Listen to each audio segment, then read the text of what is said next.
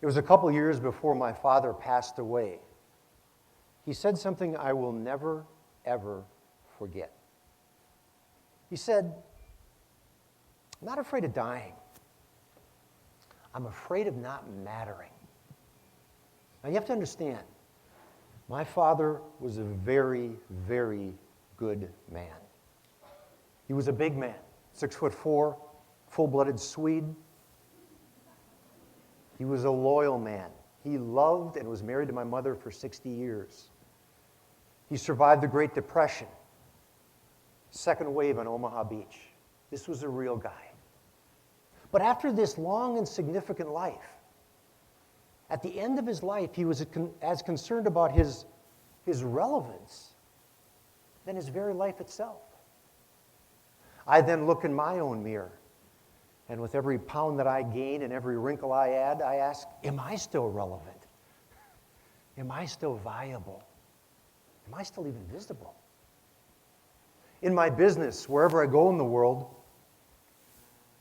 I see what I call the great commoditization. Everything is becoming a commodity. But not just products, people.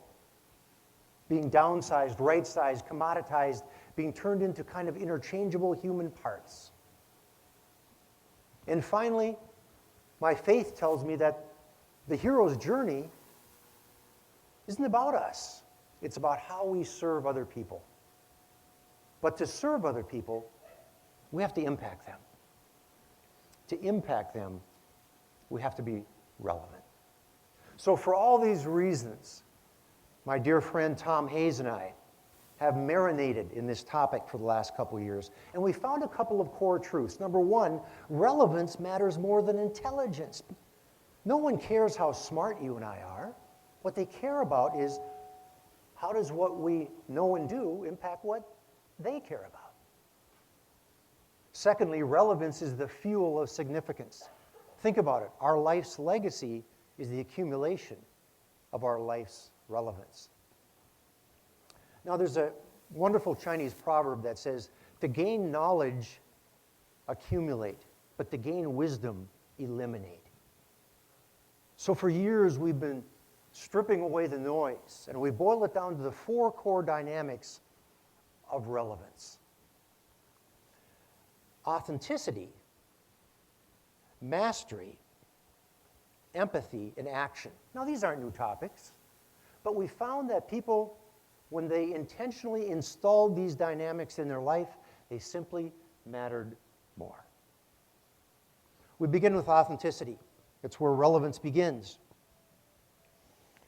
Authenticity is really about aligning your outer self with your inner self.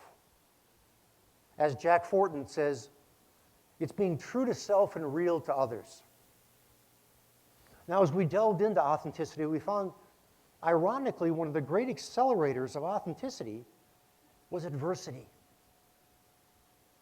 Now, in life, patterns repeat themselves until we address them. Often to get our attention, God will throw us a pebble. If that doesn't work, he throws a stone. And if that doesn't get our attention, he throws us a brick. It's these bricks of life that we call the great humbling. It's those moments where there's not just something you can't overcome, it's something you don't even understand. Ben Utecht, tight end for the Indianapolis Colts, played for 6 seasons in the NFL. In 2007, won the Super Bowl. Talk about living the American dream. But he said one day with that big old Super Bowl ring on his hand, he gets a phone call. He picks up that phone, and he said it was the call. The Colts had just released him.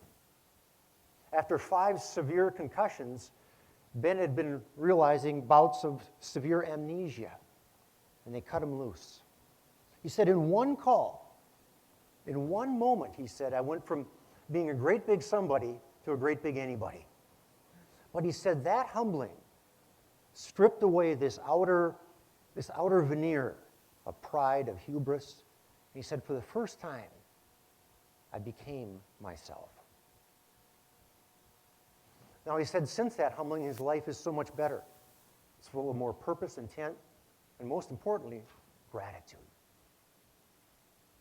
From the NFL, we go to a monastery outside of St. Paul, Minnesota. I interviewed Brother Joseph. Now, Brother Joseph is a Carmelite hermit monk. I said to him, Joseph, for a monk, what does success look like? Now, I have to tell you, only a business guy could ask a stupid question like that to a monk. I mean, really. But his answer was far more profound than my question. He said, to empty self of self. He said, if you want to find yourself, quit looking. If you want to find yourself, he said, lose yourself to something larger than yourself. Mother Teresa calls this, find your own Calcutta. Because when we find that Calcutta, that purpose that's bigger than us, it makes finally our needs smaller than us and allows us to live the life that's intended for us.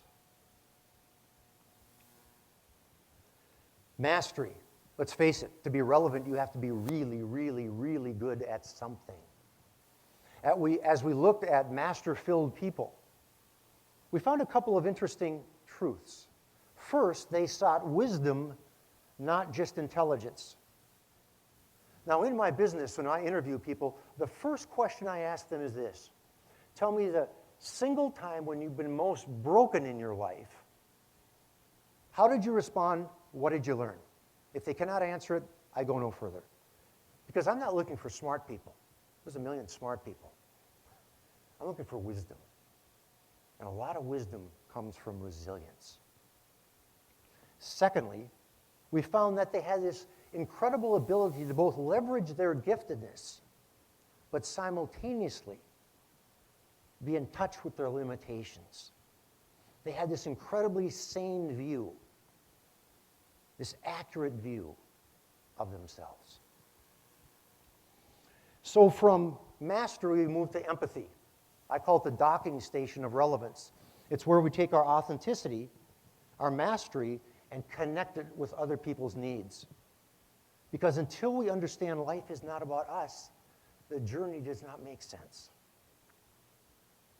Now, one of my heroes is Reverend Richard Davis.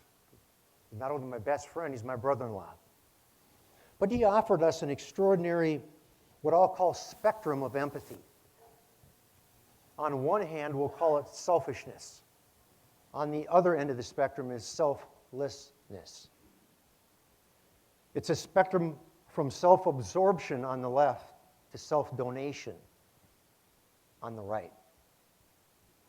We begin with apathy, which is this immature detachment.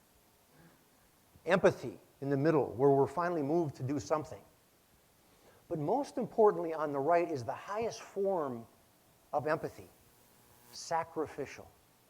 It's when you and I decide to do something without any self-interest.